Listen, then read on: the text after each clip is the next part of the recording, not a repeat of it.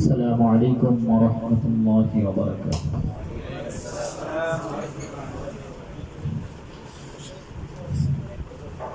কেমন আছেন আপনারা?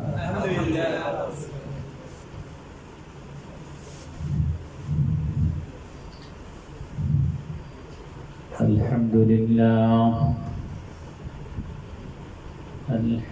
لله نحمده ونستعينه ونستغفره ونؤمن به ونتوكل عليه ونعوذ بالله من شرور أنفسنا ومن سيئات أعمالنا من يهده الله فلا مضل له ومن يضلله فلا هادي له ونشهد أن لا إله إلا الله وحده لا شريك له ونشهد أن سيدنا وسندنا وحبيبنا وطبيبنا وطبيب قلوبنا وأرواحنا ومولانا محمد الذي بعثه الله كافة للناس بشيرا ونذيرا وداعيا إلى الله بإذنه وسراجا منيرا. أما بعد فقد قال الله تبارك وتعالى في كلامه المجيد وفي فرقانه الحميد ومن أحسن قولا ممن دعا إلى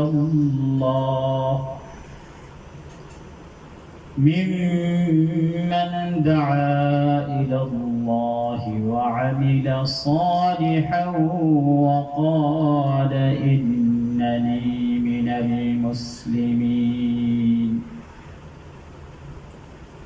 وقال رسول الله صلى الله عليه وسلم عجبا لأمر المؤمن إن أمره كله خير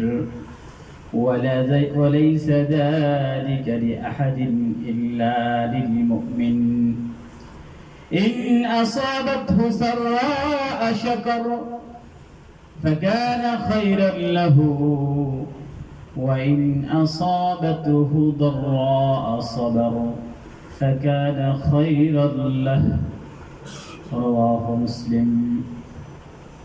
وقال الله تبارك وتعالى مخبرا وآمرا إن الله وملائكته يصلون على النبي يا أيها الذين آمنوا صلوا عليه وسلموا تسليما. شكرا نماز درود شريف اللهم صل على محمد وعلى آل محمد كما صليت على إبراهيم وعلى آل إبراهيم إنك حميد مجيد. اللهم بارك على محمد وعلى آل محمد كما باركت على إبراهيم وعلى آل إبراهيم إنك حميد مجيد.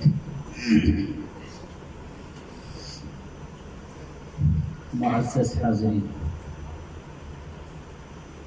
মহান রব্বুল আলামিনের দরবারে অসংখ্য শুকরিয়া যে আল্লাহ পাক রব্বুল আলামিন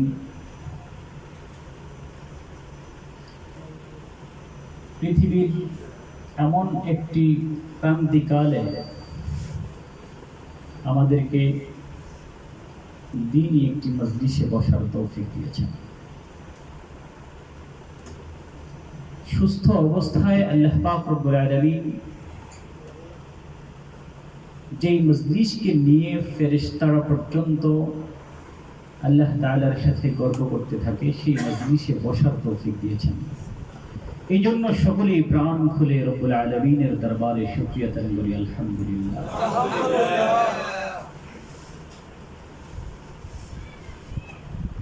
আধুনিক বিশ্বে পৃথিবী কখনো কল্পনাও করেনি যেই ক্রান্তিকাল পৃথিবী অতিক্রম করতেছে বা করেছে, এই অবস্থাটা কখনো পৃথিবীর বড় বড় বিজ্ঞানী থেকে শুরু করে কেউ কল্পনাও করতে পারেনি।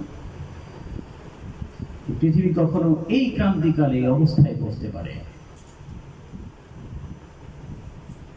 এই অবস্থার ব্যাখ্যা হয়তো বা অনেকেই অনেক রকম দিবেন। স্বাভাবিকতই ইমানদারের ব্যাখ্যা আর ইমান ছাড়ার ব্যাখ্যা ভিন্ন হবে। যারা আল্লাহতে বিশ্বাস করে না, তাদের ব্যাখ্যা অনুযায়ী হয়তো বা হবে করোনা ভাইরাস এটা একটা কঠিন ভাইরাস, মানব দেহে প্রবেশ করার পরে পুরো মানব জাতিকে ধ্বংস করে দেওয়ার জন্য একটা পায়তারা করতেছে, এই ধরনের একটা ব্যাখ্যা তারা দিবে। স্বভাবতই যারা ইমানদার, যারা মুসলমান, যারা আল্লাহতে বিশ্বাস করে, খালেকে বিশ্বাস করে, তাদের ব্যাখ্যাটা একটু ভিন্ন হয়।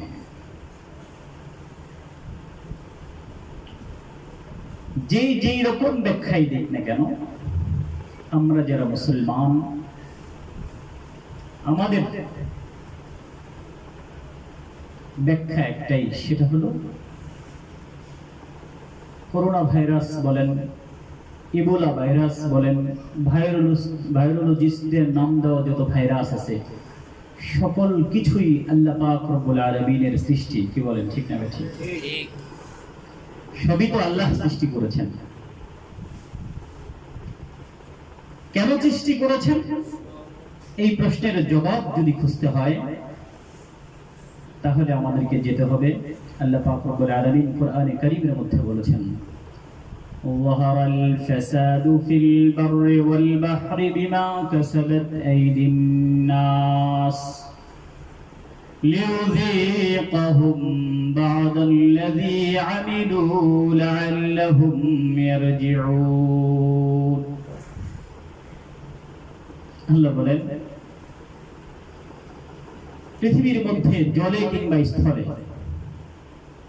পৃথিবীটা তো দুই ভাগেই বিভক্ত, জলের পরিমাণটা বেশি, এজন্য আল্লাহ তাআলা, যদিও সেখানে মানুষ থাকে না, কিন্তু আল্লাহ তাআলা জলের কথাটা উল্লেখ করে বলেছেন, জলে এবং স্থলে যত ধরনের ফাসাদ তোমরা দেখতে পাও, যত ধরনের নৈরাজ্য তোমাদের মধ্যে দেখা যায়, যত ধরনের শাস্তি আযাব তোমাদের কাছে আসে, সকল কিছু কেন আসে?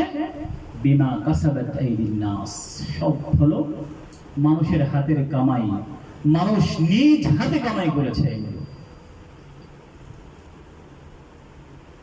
আল্লাহ পাক রব্বুল আলামিন বলতেছেন, এগুলো সব কিছু, যত ধরনের আযাব আছে, আসমানি শাস্তি আছে, আসমানি বালা আছে, সকল কিছু আল্লাহ পাক রব্বুল আলামিনের সৃষ্টি, এবং এগুলো সব আমাদের নিজেদের হাতের কামাই। আমরা কামাই করেছি, আমরা অর্জন করেছি, আমাদের উপর আমরা গজবকে নিয়ে এসেছি।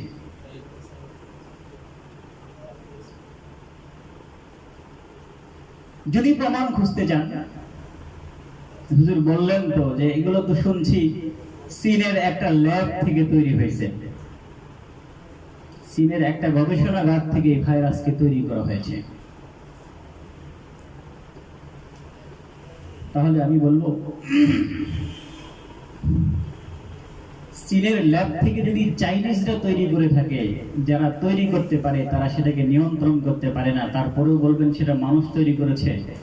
মানুষ যা কিছু করে সবকিছু আল্লাহ পাক রব্বুল আলামিনের হুকুমে হয়। সকল কিছুই আল্লাহ তাআলার সৃষ্টি, আল্লাহ একমাত্র খালেক, এটা আমরা বিশ্বাস করি।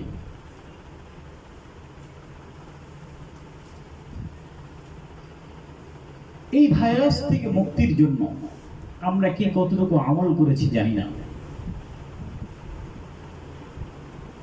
এগুলো থেকে ফিরে আসার জন্য, এগুলো থেকে মুক্তি পাওয়ার জন্য রাসূলুল্লাহ সাল্লাল্লাহু আলাইহি ওয়াসাল্লামের নির্দেশিত পথে চলাই একমাত্র মুক্তির উপায়। কারণ আমরা একথাও বিশ্বাস করি, পৃথিবীতে যা কিছু আছে সবই যেহেতু মাখলুক। আমরা তাবলীগের বয়ানের মধ্যে এই কথাটা বলে থাকি সব সময়, মাখলুক কিছুই করিতে পারে না আল্লাহর হুকুম ছাড়া। আল্লাহ যা কিছু করেন কোনো কিছুতেই মাখলুকের কোনো কিছুর প্রয়োজন হয় না, আল্লাহ নিজেই সবকিছু করেন। ইদা আরাদা শাইআন আন ইয়াকুলা লাহু কুন ফায়াকুন, যখন আল্লাহ কিছু করতে ইচ্ছে করেন তখন বলতেও হয় না, শুধু ইচ্ছে করলেই হয়ে যায়। সুবহানাল্লাহ। যেহেতু আমরা এটাকে বিশ্বাস করি, তাহলে আমরা মনে করি যে এই রোগের কারণটা হলো করোনা ভাইরাস। এটা হলো সাবাব বলে আরবিতে। এই সাবাবের জন্য, এটার জন্য একজন নিয়ন্ত্রক আছেন। কারণ পৃথিবীর যত মাখলুক আছে, কোন মাখলুক আল্লাহ পাক রব্বুল আলামিনের নির্দেশনা ছাড়া, আল্লাহর হুকুম ছাড়া চলার ক্ষমতা তার নেই। আমি যে বলেছিলাম প্রথমে যে আমরা নিজেদের হাতের কামাই করেছি, যে আয়াত বললাম, তার কারণ হলো সব কিছু আমরা বিশ্বাস করি, সবকিছু সাবাবে বিশ্বাস করি। আমরা মনে করি চাকু দিয়ে কাটা যায়, মানে চাকুরি ক্ষমতা কাটার, তাই না? আমরা মনে করি আগুন দিয়ে পোড়া যায়, পুড়িয়ে ফেলা যায়, আগুনের ক্ষমতা পোড়ার। এটা না। কারণ চাকু দিয়ে যদি কাটা যায়, আর আপনি বিশ্বাস করেন যে চাকুই কাটার ক্ষমতা চাকুর, তাহলে আমি প্রশ্ন করি আপনাকে, সকলেই জানেন, শুধু একটু মনে করাই দিই। হযরত ইসমাঈল আলাইহিস সালাতু ওয়াস সালামকে যখন কুরবানি করার জন্য হযরত ইব্রাহিম আলাইহিস সালাতু ওয়াস সালাম শোয়ালেন, চাকুটা অনেক ধারালো ছিল। তো চাকু গলার মধ্যে পোষানোর পরেও কাটতেছিল না কেন? কারণ পৃথিবীর কোনো কিছু আমরা যাদেরকে সাবাব হিসেবে মানি যে এটার ক্ষমতা, আসলে পৃথিবীর কোনো জিনিসের ক্ষমতা নাই যতক্ষণ পর্যন্ত আল্লাহর হুকুম তার মধ্যে না থাকে। এজন্য হযরত ইসমাঈল আলাইহিস সালাতু ওয়াস সালামের গলার মধ্যে ইব্রাহিম ছুরি চালায়, বাবায়ে সন্তানের গলায় ছুরি চালায়, কাটে না, কাটেই না। সর্বশেষ যখন শেষ চেষ্টা করতেছে ইব্রাহিম, আল্লাহ পাক রব্বুল আলামিন ভাবলেন যে আমিই তো বলেছি যে কাটার জন্য, যা কি করব আর, থাক জিবরাইল যাও জান্নাত থেকে একটা দুম্বা গলার কাছে নিয়ে দাও। এবার দুম্বা জবাই হয়ে গেছে, ইব্রাহিম আলাইহিস সালাম খুলে দেখে এটা তো দুম্বা, আমার ছেলে তো সুন্দর বসে আছে। সুবহানাল্লাহ। তার মানে বুঝে গেল পৃথিবীর কোন জিনিস, যত মাখলুক আছে, কারোই কাটার ক্ষমতা নাই, কারোই কাজ করার ক্ষমতা নেই, আসার করার ক্ষমতা নাই যতক্ষণ পর্যন্ত সেখানে আল্লাহর নির্দেশ না থাকবে, আল্লাহর হুকুম না থাকবে। আরেকটা ছোট্ট উদাহরণ, ওই হযরত ইব্রাহিম আলাইহিস সালাম, ইব্রাহিম আলাইহিস সালামকে এই ঘটনাও সবাই জানেন, নতুন কিছু বলার প্রয়োজন নেই। যখন আগুনে জ্বালানো হয় ইব্রাহিমকে, আগুনে জ্বালাই দিছে নমরুদ, এত ভয়ঙ্কর আগুন জ্বালাইছে, ইব্রাহিম আলাইহিস সালামকে আগুনের মধ্যে দিয়ে রাখছে। ইব্রাহিম আলাইহিস সালাম পুড়ে না, পুড়ছে? পুড়ে নেই। কে আমরা না জানি যে আগুনে দিলেই পুড়ে, আগুনে দিলেই রান্না হয়ে যায়। তাজা মুরগি পুরা সিদ্ধ হয়ে কালো হয়ে পুরা ছাই হয়ে যায়, হয় না? তো ইব্রাহিম আলাইহিস সালামকে তো আগুনেই ফেলেছিল নমরুদ, কিন্তু ইব্রাহিম আলাইহিস সালাম পুড়ে নাই কেন? কারণ আল্লাহ এটা বলে দিয়েছেন, قلنا يا نار كوني بردا وسلاما على إبراهيم আমি আগুনকে বলে দিয়েছিলাম, হে আগুন কোনি বারদা, ঠান্ডা হয়ে যাও, শীতল হয়ে যাও। আল্লাহর হুকুম যদি শীতল হইতে কয় তাহলে আগুন আবার বেশি ঠান্ডা হয়ে যেতে পারে, বরফের মতো হয়ে গেলে তো কষ্ট হইব না। আল্লাহর বন্ধু আগুনের মধ্যে বসে আছে, তখন আল্লাহ আবার আরেকটা সিফাত লাগাই দিয়েছে, বলতেছে সালামান আলা ইব্রাহিম, ইব্রাহিমের উপর শান্তিদায়ক ঠান্ডা হোক, বেশি ঠান্ডা হয় না। কিন্তু আগুনের ক্ষমতা পুরার আল্লাহর হুকুম হয় নাই, পুড়ে নাই, তার দ্বারা বোঝা গেল পৃথিবীর যত জিনিসকে আমরা মনে করি যে এটার মধ্যে এটা আঘাত করলে হয়ে যায়, আসলে তা হয় না। বরঞ্চ প্রত্যেকটা জিনিসের মধ্যে আল্লাহর নির্দেশের প্রয়োজন হয়।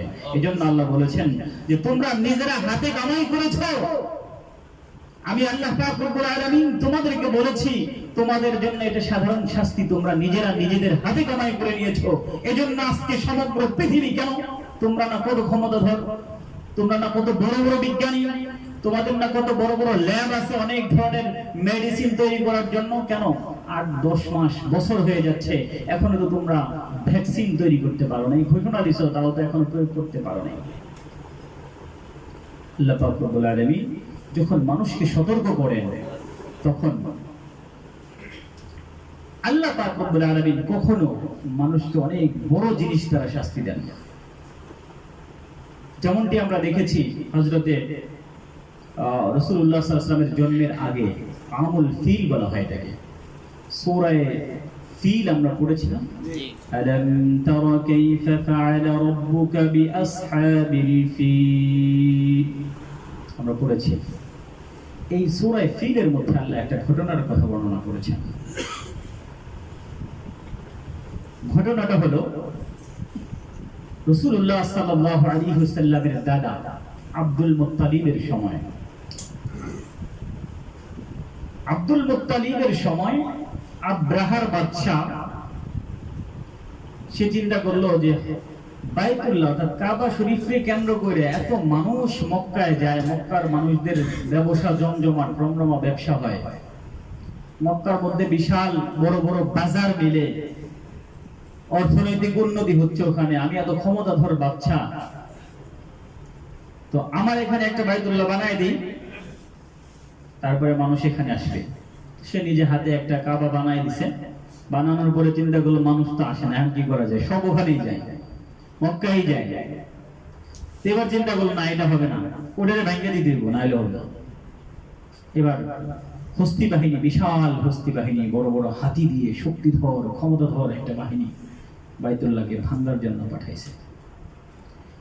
মক্কার অভিপ্রাণে যখন অভিমুখে যখন রওনা করেছে এই হস্তি বাহিনী, তখন মক্কার জনগণ, যেহেতু বাইতুল্লাহ চাবির দায়িত্ব অনেক প্রায় সময় বনু হাশিমের কাছে ছিল, তো রাসূলুল্লাহ সাল্লাল্লাহু আলাইহি সাল্লামের দাদার কাছে, যেহেতু কবিলার সর্দার, ওনার কাছে আসছে সবাই, নেতাজি বাইতুল্লাহকে ভাঙার জন্য আসতেছে, আপনি দিয়ে কোনো পদক্ষেপ নেন না।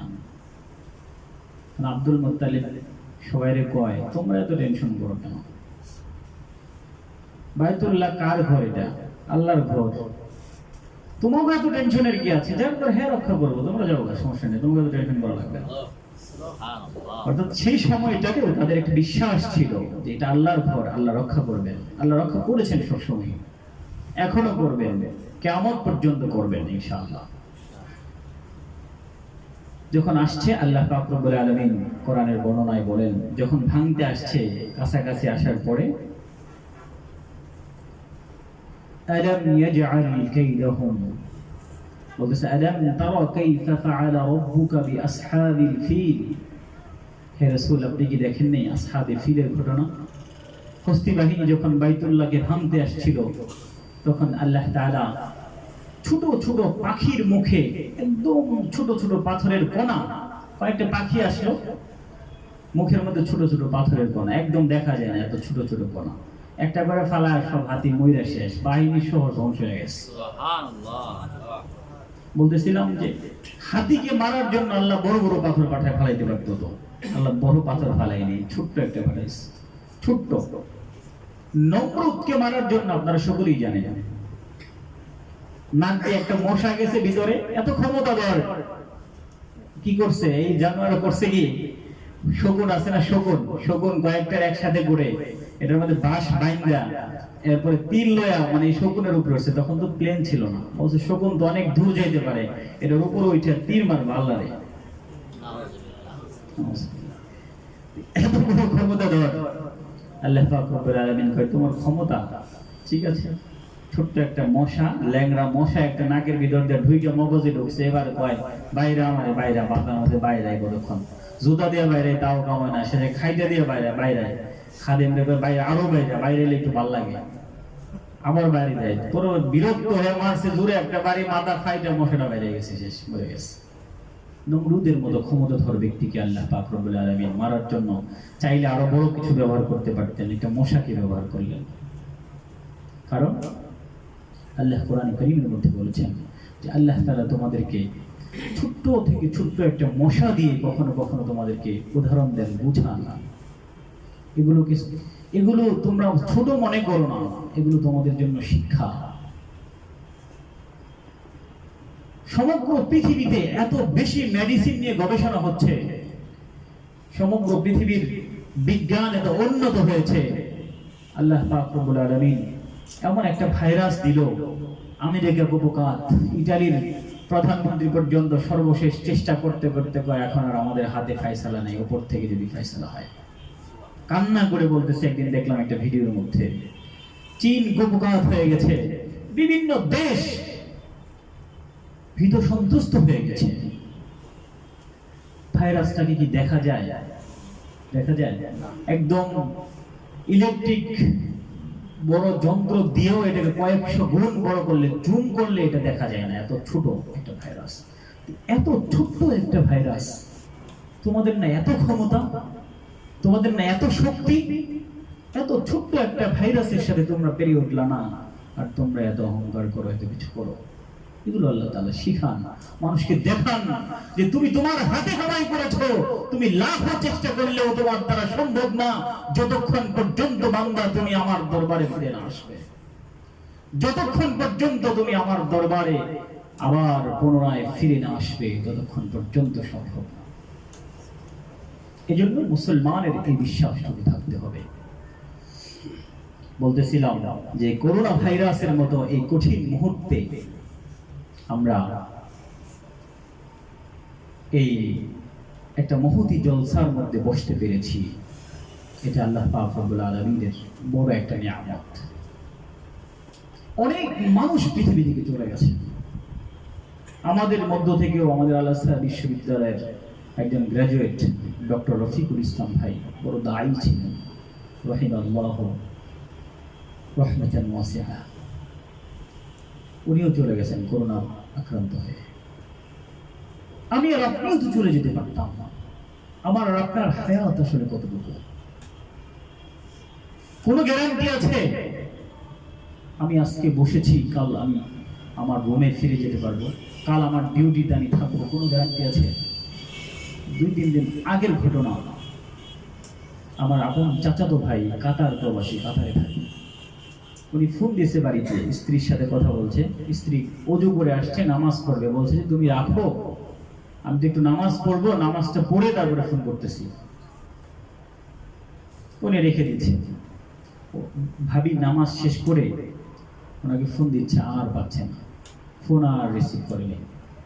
রাত অনেক রাতে যে কোনো একজন ফোন করে বললো উনি মারা গেছে।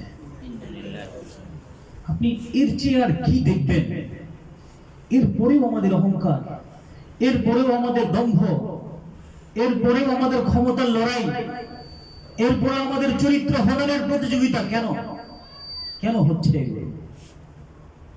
তবে আপনাদেরকে ধন্যবাদ দিতে হয়, এমন এক সময় আমরা এখানে বসেছি যখন সারা বিশ্ব, শুধু বলি না আমাদের দেশের কথাই যদি বলি, দেশের তরুণ সমাজ যুবকরা আজকে ধ্বংসের পথে নেমে গেছে, ধর্ষণের প্রতিযোগিতা করে আপনাদের মতো যুবকরা, আর আজকে আপনারা এখানে বসেছেন দ্বীনের কথা শুনতে, কোরআন হাদিসের তাফসীর শুনতে আপনারা এখানে বসেছেন। সৌভাগ্য আপনাদের, আপনাদের কপাল ভালো, আপনাদের মতো যুবকরাই তো করে ওগুলো, প্রতিদিন পত্র পত্রিকায় ধর্ষণ, এই সেই নির্যাতনের খবর পড়তেছেন না? তারা তো ওই যুবক আপনাদের মতো, কোন বৃদ্ধ 80 বছরের মানুষ এগুলো করছে দেখছেন? নাই, সবাই যুবক। তো আল্লাহ আপনাকে সেই যুবক থেকে আলাদা করে আজকে আপনাদেরকে দ্বীনের মজলিসে বসিয়েছেন, কোরআনের তাফসীরের মজলিসে বসিয়েছেন। এটা আপনাদের জন্য সৌভাগ্য ছাড়া আর কি। সত্যি ভালো লাগে আপনাদেরকে, আপনাদের সাথে দু চারটি কথা শেয়ার করতে পেরে, যে আপনারা অনেক সৌভাগ্যবান। যেই যুবকের হিন্দি গান এখানে বসে বলার কথা ছিল, সেই যুবক এখানে দাঁড়িয়ে ইসলামী সঙ্গীত বলে। আপনি চলে যান, কালকে 2 দিন হয়ে যাবে, কালকে আপনার ফয়সালা কি হবে জানা নাই। আমরা কত ব্যস্ততা আমাদের দেখেন। এখানে আমরা বসে থাকি রুমে, মাসে 1 দিন তাফসীর হয়। আলহামদুলিল্লাহ আপনারা আসেন, এটা বিশ্বাস হয়। আমি তো রুমে যেয়ে দেখি না, কিন্তু খুব আফসোস লাগে অনেক সময় যখন দেখা যায় যে দ্বীনি মজলিস পাশেই আমার যুবক ভাইয়েরা খেলা করে বা অন্য কাজ গল্প গুজবে লিপ্ত। তার কাছে মনে হয় সপ্তাহে 1 দিন ছুটি পাইছি, 1 দিন ছুটি পাইছি মাত্র, এই 1 দিন ছুটির মধ্যে আবার তাফসীর শুনবো। আচ্ছা, আজানটা হয়ে যাক, তারপরে আমরা কথা বলি, নামাজ পড়ে ইনশাআল্লাহ।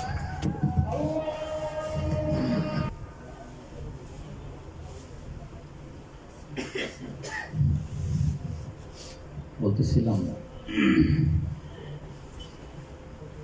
যে আমাদের বোধ কবে ফিরবে?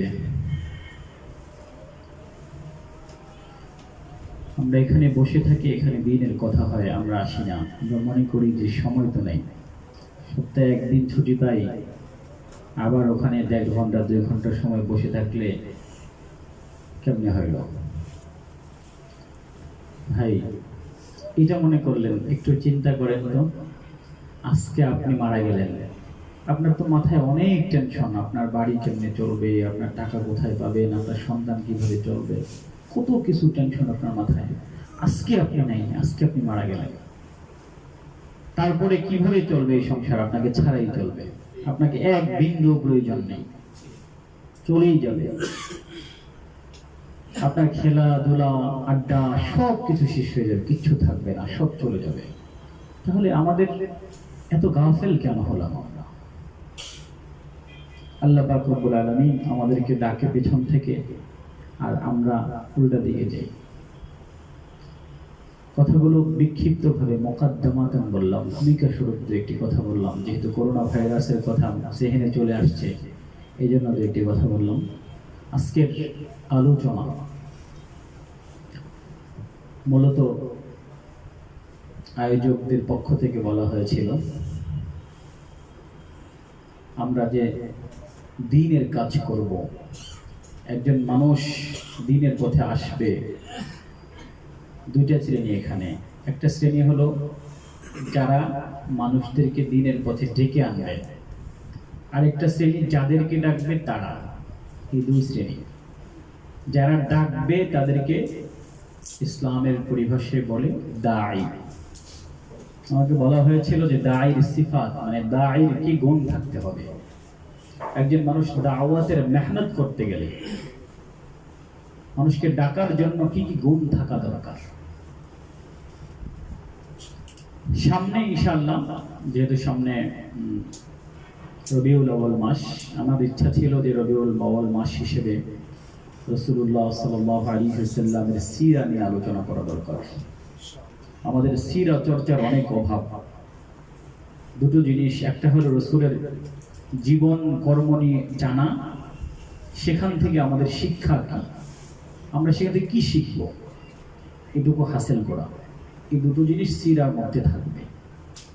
আজকে যেহেতু এই বিষয় নিয়ে কথা বলার জন্য বলা হয়েছিল, সেজন্য আমি 2-1টি কথা বলি। প্রথমে কোরআনে কারীমের যে আয়াতটি তেলাওয়াত করেছিলাম, সেই আয়াতটির সরল অর্থ হলো, আল্লাহ পাক রব্বুল আলামিন বলেছেন, ومن أحسن قولا ممن دعا إلى الله وعمل صالحا। আল্লাহ পাক রব্বুল আলামিন বলতেছেন, ওমান আহসানু কওলাম মিম্মান দাআ ইলাল্লাহ।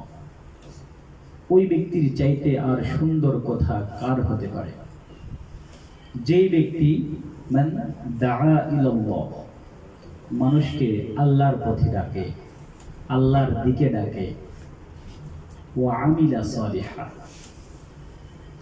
এবং নেক আমল করে। এখানে মূলত এই আয়াতের মধ্যে দাঈর ফজিলত বলা হয়েছে এবং একটা সিফাতও এখানে আছে। وقال إنني من المسلمين, এবং সে বলে নিশ্চয়ই আমি মুসলমান। এই আয়াতের মধ্যে মূলত আল্লাহ পাক রব্বুল আলামিন একজন দাঈ, যে আল্লাহর দিকে মানুষকে ডাকে। আরেকটা কথা বলে রাখি, কোন নির্ধারিত নিয়মের ভিত্তিতে রাখে এটা না। আপনি মসজিদের দিকে যাচ্ছেন, এমনি রাস্তা থেকে যে কোনো মানুষকে ভাইয়ের সাথে দেখা, ভাই নামাজে যাচ্ছি চলেন না একটা একটু নামাজ পড়ে আসি, এটাও দাওয়া, দাওয়া ইলাল্লাহ। তাফসীরের মাহফিলে আসছেন, পাশের রুমের একজন বসে আছে, ভাই তাফসীরের মাহফিলে যাচ্ছি, কষ্ট করে চলেন না, যাই আজকে একটু দেখে আসবেন, দু চারটা কথা শুনবেন আর কি, আধা ঘন্টা সময়, এটা হচ্ছে দাওয়া। রাস্তায় একটা বড় জিনিস পাথর পড়ে আছে, আপনি একটা একা পারতেছেন না, আরেকজনের ডেকে বললেন ভাই চলো না রাস্তার পাথরটা একটু ওদিকে সরাই দিই, এটা হচ্ছে দাওয়া। এই সকল কাজের জন্য আল্লাহ পাক রব্বুল আলামিন বলতেছেন, যারা এই কাজগুলো করে তার চাইতে আর উত্তম কথা কার হতে পারে? এদের কথা হলো পৃথিবীর সর্বশ্রেষ্ঠ কথা। পৃথিবীর যত কথা আছে, দাওয়াতের কথা হলো সবচেয়ে শ্রেষ্ঠ বাণী, শ্রেষ্ঠ কথা। এখানে একটা সিফাত আল্লাহ পাক রব্বুল আলামিন উল্লেখ করেছেন, সেটা হলো ওয়া আমিলা সালিহা। দাঈর জন্য জরুরি হলো সে নিজে নেক আমল করবে। মানুষকে শুধু ডাকবে নেক আমলের জন্য, তাইলে হবে না। অর্থাৎ যার জন্য আমি মানুষকে ডাকছি সে আমলটা আমি নিজেও করব, এটাও জরুরি।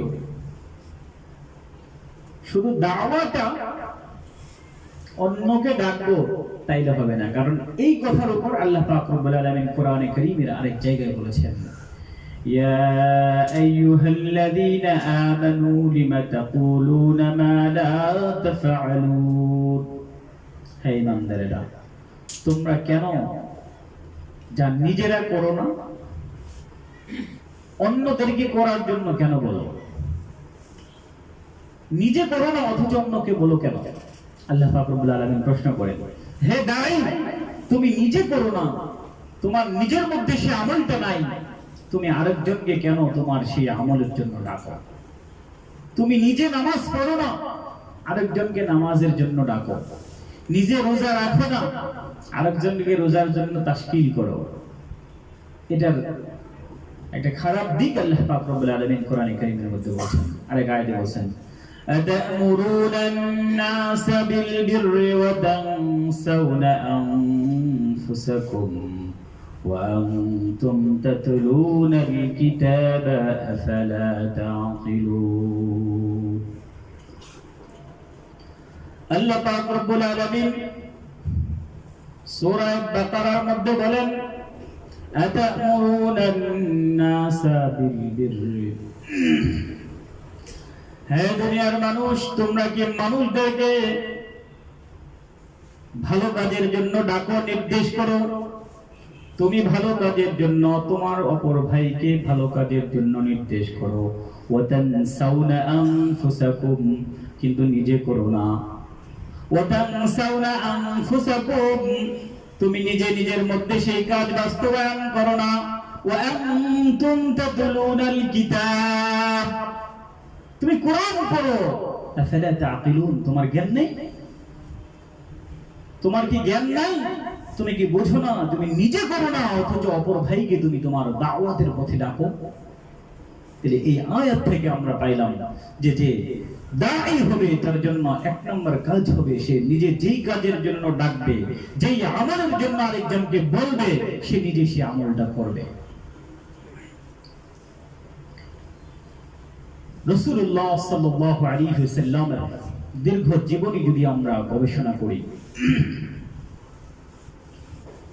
বিশেষ করে মক্কা থেকে মদিনা পর্যন্ত যে সময়টা, মক্কার মধ্যে রাসূলুল্লাহ সাল্লাল্লাহু আলাইহি ওয়াসাল্লাম মানুষদেরকে দাওয়াত দিয়েছেন দ্বীনের পথে। এভাবে বলেছেন, ইয়া আইয়ুহান নাস কুলু লা ইলাহা ইল্লাল্লাহ তুফলিহুন। হে মানুষেরা, তোমরা লা ইলাহা ইল্লাল্লাহ বলো, সফল হয়ে যাবে। রাসূলুল্লাহ সাল্লাল্লাহু আলাইহি ওয়াসাল্লাম বললেন যে ইয়াকিনের সাথে লা ইলাহা ইল্লাল্লাহ পড়বে, আল্লাহ পাক রব্বুল আলামিন তাকে জান্নাত দান করবেন। হযরত আবু যর গফারি রাদিয়াল্লাহু তাআলা আনহু প্রশ্ন করলেন, ইয়া রাসূলুল্লাহ, এ বক্ত নামাজও পড়ে নাই, রোজাও রাখে নাই, লা ইলাহা ইল্লাল্লাহ বললেই হবে? আবু যর গফারি রাদিয়াল্লাহু তাআলা আনহুকে রাসূলুল্লাহ সাল্লাল্লাহু আলাইহি ওয়াসাল্লাম বললেন, ওয়ালাউ রাগমা আনফি আবি যর, ও আবু যর, তোমার যদি কষ্ট লাগে তবু আল্লাহ তাকে জান্নাত দিবে। তোমার কষ্ট লাগে নাকি? লা ইলাহা ইল্লাল্লাহ ইয়াকিনের সাথে পড়লে আল্লাহ পাক রব্বুল আলামিন তাকে জান্নাত দান করবেন। আমরা লা ইলাহা ইল্লাল্লাহ পড়ি, আল্লাহ জান্নাত দান করবেন, কিন্তু আগে দিবেন না পরে দিবেন এটা বলা নাই। সাথে সাথে জান্নাত পাওয়ার জন্য লা ইলাহা ইল্লাল্লাহর সাথে সাথে লা ইলাহা ইল্লাল্লাহর দাবি অনুযায়ী আমল করতে হবে। যদি কেউ ইয়াকিনের সাথে লা ইলাহা ইল্লাল্লাহ পাঠ করে অন্য কোন নেক আমল যদি নাও থাকে তবুও জান্নাতে যাবে, 100% গ্যারান্টি, তাতে কোনো সন্দেহ নেই। কিন্তু উলামায়ে কেরাম, মুহাদ্দিসিনে কেরাম হাদিসের ব্যাখ্যা বলেছেন, এটা হলো প্রথম বাড়ি জান্নাতে যাবে এরকম না, দুখুলে আউয়ালি বলে যে মরার সাথে সাথে জান্নাতে যাবে তা না, বরঞ্চ সারা জীবন যে বদ আমল করছে এগুলোর শাস্তি ভোগ করার পরে কোনো না কোনো একদিন জান্নাতে যাবে। মুসলমান হয়ে থাকলে, আল্লাহর একত্ববাদ বিশ্বাস করে থাকলে, রাসূলকে রাসূল হিসেবে মেনে থাকলে, ইয়াকিনের সাথে যদি এটা হয়ে থাকে, অবশ্যই আল্লাহ তাআলা জান্নাত দিবেন। তো বলতেছিলাম যে দাঈর জন্য একটা গুরুত্বপূর্ণ গুণের কথা বললাম, যে দাঈর মধ্যে যে সে যেই ব্যাপারে দাওয়াত দিবে সেই গুণটা তার নিজের মধ্যে থাকা লাগবে। উলামায়ে কেরাম দাঈর আরো কিছু সিফাতের কথা বলেছেন, তার মধ্যে এক নাম্বার সিফাত হলো আখলাক থাকতে হবে। জি খুলুকিন কারীম, উত্তম চরিত্রের অধিকারী হতে হবে দাঈ। উত্তম চরিত্রের মধ্যে অনেকগুলো বিষয় এখানে সম্পৃক্ত। স্বয়ং আল্লাহ পাক রব্বুল আলামিন কোরআনে কারীমের মধ্যে বলেছেন উত্তম চরিত্র কোথায় পাবো, মডেলটা কোথায় পাবো। আল্লাহ পাক রব্বুল আলামিন বলেছেন, লাকাদ কানা লাকুম ফি রাসূলিল্লাহি উসওয়াতুন হাসানা। আল্লাহ পাক রব্বুল আলামিন উত্তম চরিত্রের মডেল হিসেবে নবীজি সাল্লাল্লাহু আলাইহি ওয়াসাল্লামকে ঘোষণা করলেন এবং মানুষদেরকে বলে দিলেন, লাকাদ কানা লাকুম ফি রাসূলিল্লাহি উসওয়াতুন হাসানা। যেই ব্যক্তি ঈমান আনবে আল্লাহ এবং আল্লাহর রাসূলের উপর, অর্থাৎ মুসলমান যে হবে, প্রত্যেকটা মুসলমানের এক নম্বর আদর্শ এবং মডেল থাকবে রাসূলুল্লাহ সাল্লাল্লাহু আলাইহি ওয়াসাল্লাম। নিশ্চয়ই তোমাদের মধ্যে, তোমাদের জন্য, তোমাদের নবীর মধ্যে সর্বোত্তম চরিত্রের উদাহরণ রয়েছে। তুমি যদি উত্তম চরিত্র গঠন করতে চাও, হে যুবক, তোমার মধ্যে যদি উত্তম চরিত্র তুমি বাস্তবায়ন করতে চাও, তুমি যদি পৃথিবীর মধ্যে উত্তম চরিত্রবান যুবক হিসেবে নিজেকে প্রতিষ্ঠা করতে চাও, তাহলে তোমাকে সর্বপ্রথম যাকে মডেল হিসেবে মানতে হবে, এমন এক ব্যক্তিকে মডেল হিসেবে মানতে হবে যেই ব্যক্তি পৃথিবীতে জন্মের পর থেকে নিয়ে মৃত্যু পর্যন্ত কোনোদিন মিথ্যা কথা বলে নাই। যেই ব্যক্তি পৃথিবীতে জন্মের পর থেকে নিয়ে মৃত্যু পর্যন্ত, যখন জন্মকাল সূচনা লগ্ন থেকে মক্কার মধ্যে এত মূর্তির ইবাদত হতো, এত মূর্তি পূজা হতো, তার ঘরের মধ্যেই মূর্তি ছিল। কাবা ঘরের মধ্যে 360 মূর্তি থাকার পরেও পৃথিবীতে জন্মের পর থেকে নিয়ে মৃত্যু পর্যন্ত কোনোদিন মূর্তির মধ্যে সিজদা করে নাই। এই গুণ আরবের কোন মানুষের মধ্যে ছিল না। আবু বকর করেছে, ইসলাম গ্রহণ করার আগে মূর্তিকে সিজদা করেছে। ওমর ইসলাম গ্রহণ করার আগে মূর্তিকে সিজদা করেছে। আলী ইসলাম গ্রহণ করার আগে করেছে। সকলে ইসলাম গ্রহণ করার আগে মূর্তিকে সিজদা করেছে। রাসূলের আসার আগে বা রাসূলুল্লাহ সাল্লাল্লাহু আলাইহি ওয়াসাল্লামের জীবদ্দশায় যেই সকল সাহাবীরা বড় ছিলেন তারা মূর্তিকে সিজদা কোনো না কোনো সময় করেছেন।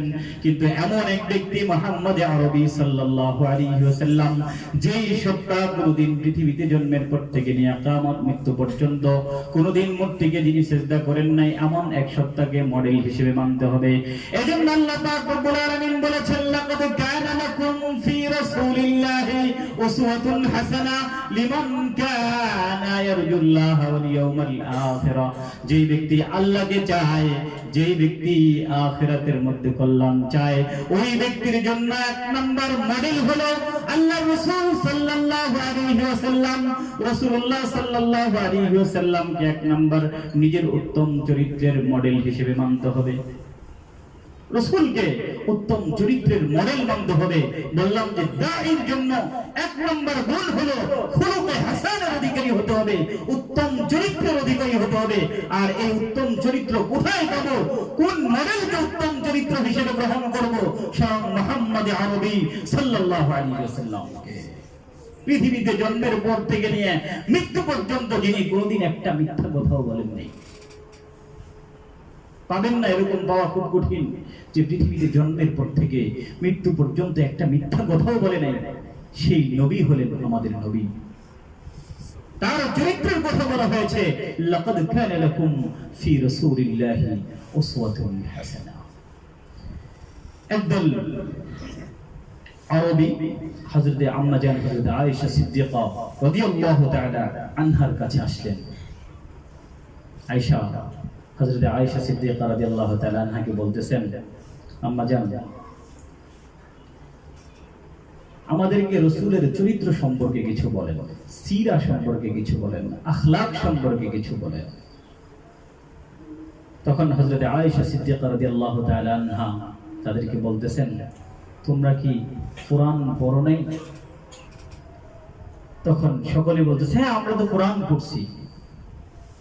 তখন হযরত আয়েশা সিদ্দিকা বলতেছেন, কানা খুলুকুহু আল কুরআন।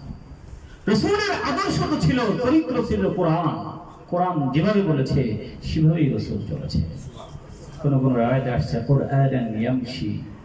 জীবন্ত কোরআন দেখতে চাও?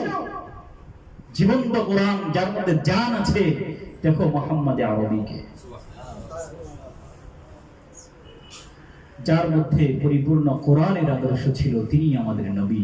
এই জন্য যুবকদেরকে বলবো, যারা যুবক আমরা যারা দাঈ, আমরা যারা মাদউ মানে যাদেরকে ডাকা হয়, তারা সাধারণ জনতা, সকলকেই রাসূলুল্লাহ সাল্লাল্লাহু আলাইহি ওয়াসাল্লামের আদর্শ গ্রহণ করতে হবে। সময় তো কম। দাঈর আরেকটা সিফাতের মধ্যে একটা গুরুত্বপূর্ণ সিফাত হলো as-সিদক ওয়াল আমানা। সদা সত্য কথা বলা, মিথ্যা পরিহার করতে হবে। আল আমানাতু, আমানত রক্ষা করতে হবে, খেয়ানত করা যাবে না। এগুলো দাঈর সিফাত। আরেকটা সিফাত হলো as-সবর। এটা অনেক বেশি গুরুত্বপূর্ণ। যারা দাওয়াত দিবে, দ্বীনের পথে মানুষকে ডাকবে, আমাদের মধ্যে অনেক বেশি রাগ থাকে। রাগটা স্বভাবতই যুবকদের মধ্যেই বেশি। এটাও ভুল, বৃদ্ধদের মধ্যেও রাগ দেখা যায়। আপনারা চিনেন কিনা যে মুরব্বী যদি বাড়িতে থাকে, বেশি বৃদ্ধ যারা, তাদের কেমন যেন সবসময় রাগ উঠতেই থাকে, এরকম না? অনেক বেশি দেখা যায় মুরব্বীদের মধ্যে, বিশেষ করে বেশি দেখা যায়। তো তাদের রাগটা এই জন্য কেউ বেশি ভ্যালু দেয় না, মূল্যায়ন করে না। কিন্তু যুবকদের রাগটা হলে একটু কড়া রাগ হয়। যুবকদের রাগটা কড়া হয়, এই জন্য এই রাগের মাথা নষ্ট করে দেওয়ার জন্য আল্লাহ রাসূল বলেছেন, قال رسول الله صلى الله عليه وسلم لا تغضب। এতটুকুই বলছেন। রাগ করো না। কোন কোন হাদিসে আসছে যে উত্তম মুসলমান হলো যে তার নিজের রাগকে হজম করতে পারে। ইয়ামলিকু নাফসাহু ইনদাল গাদাব, যে ব্যক্তি নিজেকে রাগের সময় নিয়ন্ত্রণ করতে পারে সে হলো উত্তম মানুষ, উত্তম চরিত্রের অধিকারী। অথচ এই রাগ দিয়ে পৃথিবী ধ্বংস হয়ে যাচ্ছে, পরিবার ধ্বংস হয়ে যায়, রাগ দিয়েই তো হয়। রাগের বিপরীতে সবর করতে হবে, ধৈর্য ধারণ করতে হবে। আপনি দাওয়াত দিতে যাবেন, আপনাকে রাস্তার মধ্যে অনেক যুবক বলবে, আপনারা বলবেন না কারণ আপনারা ভালো, আপনারা তাফসীরে আসেন। অনেকে এরকম বলে, ওরে বাবা ও ফ্যাক্টরির আইছে দাওয়াত দিতে, হুজুর এসে গেছে গানে গানে, এরকম বলবে, অর্থাৎ ক্রিটিসাইজ করবে, আপনাকে তিরস্কার করবে। আপনারা অবশ্যই করেন না কারণ আপনারা তাহলে মাহফিল আসতেন না। যারা তিরস্কার এভাবে করে তারা মাহফিল আসে না। তো এরকম করবে, এইভাবে বলবে, আপনার কষ্ট লাগে, আপনি দায়ী হিসেবে আল্লাহ পাক রব্বুল আলামিন আপনাকে সান্ত্বনা দিতেছেন। وَلَنَبْلُوَنَّكُمْ بِشَيْءٍ مِّنَ الْخَوْفِ وَالْجُوعِ وَنَقْصٍ مِّنَ الْأَمْوَالِ وَالْأَنفُسِ وَالثَّمَرَاتِ وَبَشِّرِ الصَّابِرِينَ। আল্লাহ পাক রব্বুল আলামিন সূরা বাকারার মধ্যে বলেন, وَلَنَبْلُوَنَّكُمْ بِشَيْءٍ مِّنَ الْخَوْفِ وَالْجُوعِ, নিশ্চয় আমি তোমাকে হে ঈমানদার, হে মুমিন, হে আলেম, হে দাঈ, নিশ্চয় আমি তোমাকে পরীক্ষা করব। وَلَنَبْلُوَنَّكُمْ بِشَيْءٍ مِّنَ الْخَوْفِ, আমি তোমাকে ভয় দিয়ে পরীক্ষা করব। وَالْجُوعِ, তোমাকে ক্ষুধা দিয়ে পরীক্ষা করব, দারিদ্রতা দিয়ে পরীক্ষা করব। ونقص من الأموال والأنفس والثمرات, তোমার সম্পদ কম থাকবে, তোমার সন্তান কম থাকবে, তোমার ফসল কম হবে, এগুলো তোমার হতে পারে হে মুসলমান। আল্লাহ সান্ত্বনা দেয়, এরপরে বলে ওয়াবাশশিরিস সাবিরিন, হে রাসূল আপনি যারা ধৈর্য ধারণ করবে তাদেরকে সুসংবাদ দান করুন, যারা ধৈর্যশীল তাদেরকে সুসংবাদ দান করুন। আল্লাহ রাসূল বলেন যে যারা ধৈর্য ধারণ করবে তাদেরকে সুসংবাদ দান করুন। অর্থাৎ এত সব পরীক্ষা হবে আপনার, আপনি দাঈ হিসেবে, আপনি একজন মুসলমান হিসেবে। দেখেন না সারা বিশ্বে তোলপাড় তৈরি হয়ে গেছে। কয়েকদিন আগে ম্যাক্রন বলে ইসলাম নাকি একটা সংকটের মধ্যে আছে, অর্থাৎ বিভিন্ন ধরনের সাধারণ খ্রিস্টান নাস্তিক থেকে শুরু করে প্রেসিডেন্ট পর্যন্ত ইসলামকে নিয়ে কটাক্ষ করে তাদের কোনো কুণ্ঠাবোধ হয় না। মুসলমানদেরকে নিয়ে তারা কটাক্ষ করে তাদের কোনো কুণ্ঠাবোধ হয় না। সমগ্র বিশ্বব্যাপী এটা হচ্ছে। আল্লাহ পাক রব্বুল আলামিন স্মরণ করে দেয়, মুসলমান তুমি ঈমান আনার কারণে তোমার আর কি হয়েছে। আল্লাহ রাসূল সাল্লাল্লাহু আলাইহি ওয়াসাল্লাম বলেছেন, জানো একবার এক সাহাবী বললেন, ইয়া রাসূলুল্লাহ, খুব রাসূলুল্লাহ সাল্লাল্লাহু আলাইহি ওয়াসাল্লাম কাবার চত্বরে শুয়ে আছেন, চাদর মুড়ি দিয়ে শুয়ে আছেন। এক সাহাবী এসে বললেন, এত কষ্ট আর ভালো লাগে না, মক্কার জীবনে তো সাহাবায়ে কেরামের অনেক কষ্ট হয়েছে। এটা ইনশাআল্লাহ সিরাত নবুয়্যির মধ্যে আলোচনা করতে গেলে আসবে। ইয়া রাসূলুল্লাহ আর ভালো লাগে না, আপনি একটু আমাদের জন্য দোয়া করেন না, আমাদের জন্য একটু দোয়া করেন। আল্লাহ রাসূল সাল্লাল্লাহু আলাইহি ওয়াসাল্লামকে সাহাবায়ে কেরাম বললেন। তখন রাসূলুল্লাহ সাল্লাল্লাহু আলাইহি ওয়াসাল্লাম হাদিসের ভাষ্য অনুযায়ী রাসূলের চেহারা লাল হয়ে গেছে।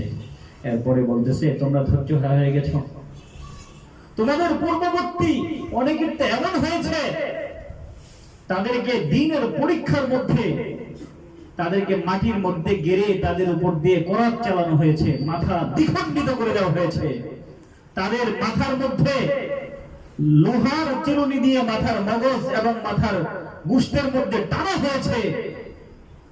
তারপরেও তারা তো ধৈর্য হারা হয়নি। আর তোমরা ধৈর্য হারা হয়ে গেছো, ধৈর্য হারা হওয়ার কোনো কারণ নেই। এটাই আল্লাহ বলেছেন যে ওয়ালানাবলুওয়ান্নাকুম বিশাইইন মিনাল খাউফি ওয়াল জু', তোমাকে আমি ভয় দিব, অনাহারে রাখবো, দারিদ্রতা দেব, সন্তান হবে না, সন্তান কম থাকবে, সম্পদ কম থাকবে, এত পরীক্ষা আমি আল্লাহ তাআলা করব। এই সকল পরীক্ষায় যদি তুমি উত্তীর্ণ হতে পারো, সর্বশেষ তোমার জন্য ফয়সালা হলো অবশ্যই সাবিরিন। হে নবী, আপনি যারা ধৈর্য ধারণ করবে তাদেরকে সুসংবাদ দান করুন। কিসের সুসংবাদ? জান্নাত দিবেন আল্লাহ পাক।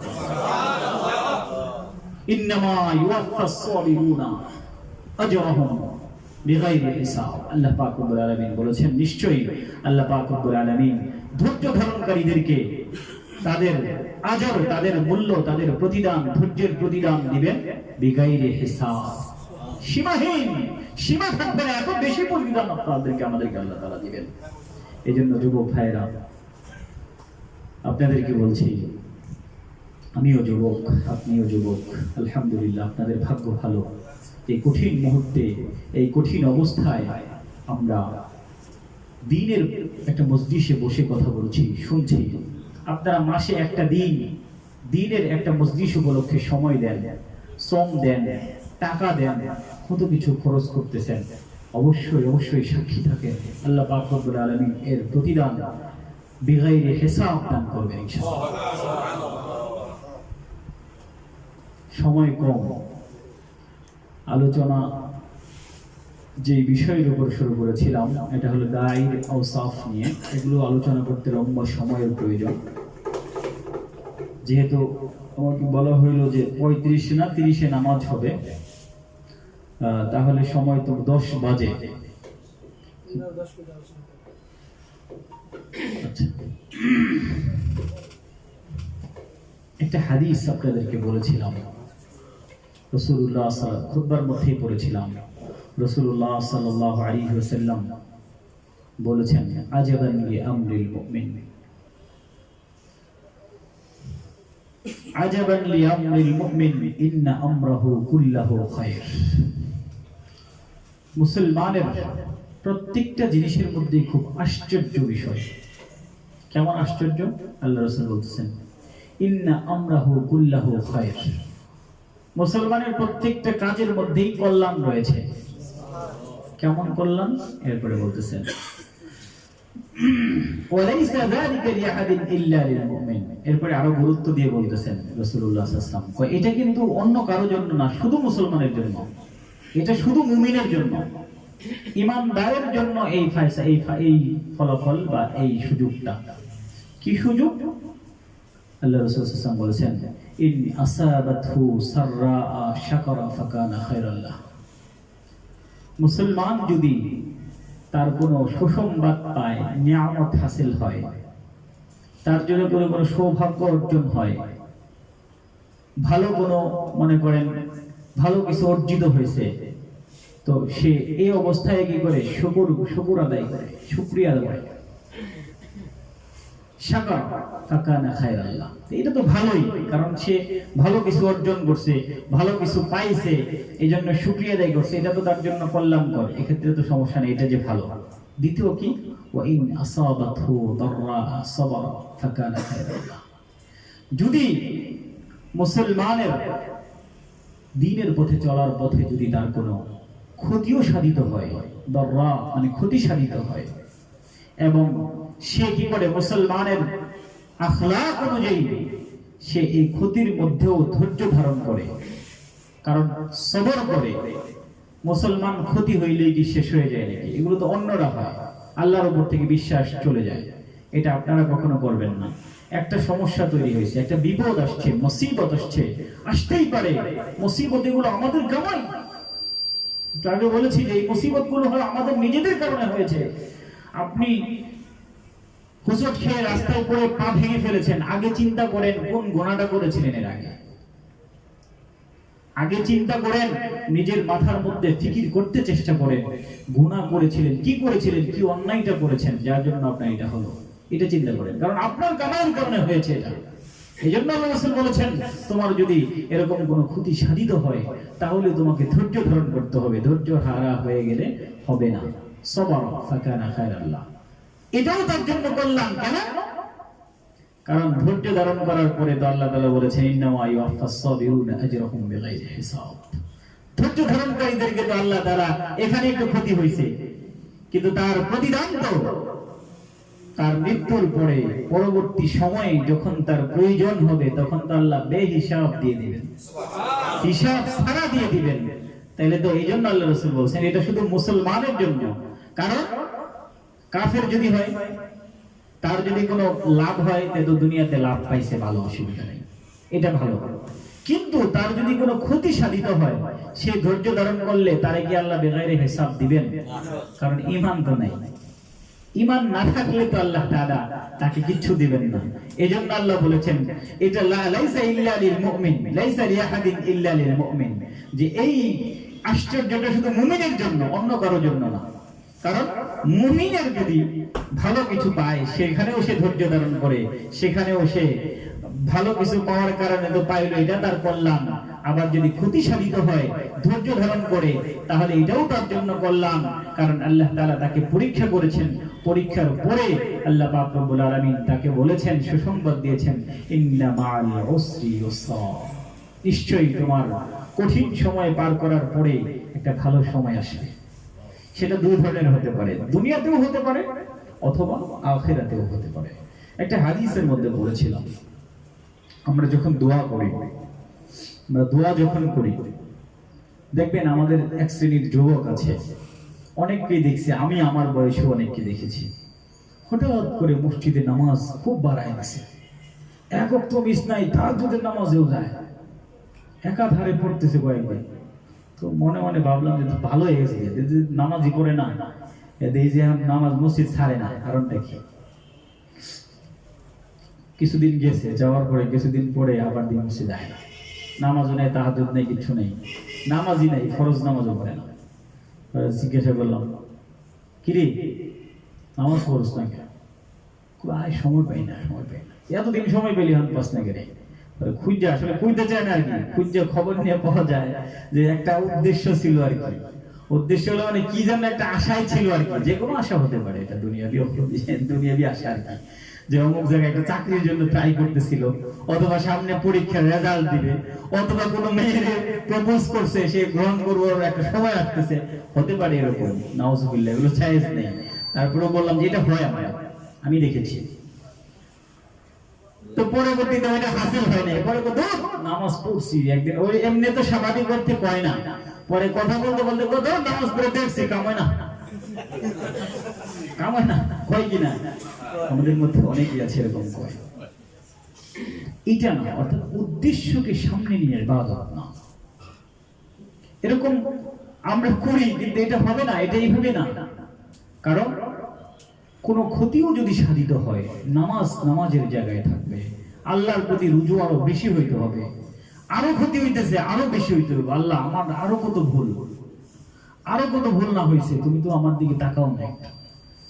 রাসূলুল্লাহ সাল্লাল্লাহু আলাইহি ওয়াসাল্লামের সামনে সাহাবায়ে কেরামের ধৈর্য দেখেন। এক সাহাবী রাসূল মসজিদে নববীতে বসে আছেন, খারাপ লাগতেছে আপনাদের অনেক, এমনি তো আপনাদের সাথে আলাপ করতেছি, ভালো লাগে না? মসজিদে নববীতে বসে আছেন বিশ্বনবী সাল্লাল্লাহু আলাইহি ওয়াসাল্লাম। এক সাহাবী আসছেন, সালাম দিয়েছে। আচ্ছা, সালাম দেয় নাই, আগে এসে কি করছে, ওই ওযু করে নামাজে দাঁড়াইছে, নামাজ পড়ছে, নামাজ পড়ে রাসূলের সালাম দিয়েছে, সালামের উত্তর নেই নাই, কয় কুম ফাসাল্লি ফাইন্নাকা লাম তুসাল্লি, দাঁড়াও নামাজ পড়ো, তুমি এমন নামাজ পড়লা মনে হয় নামাজই পড়ো নাই, আবার পড়ো।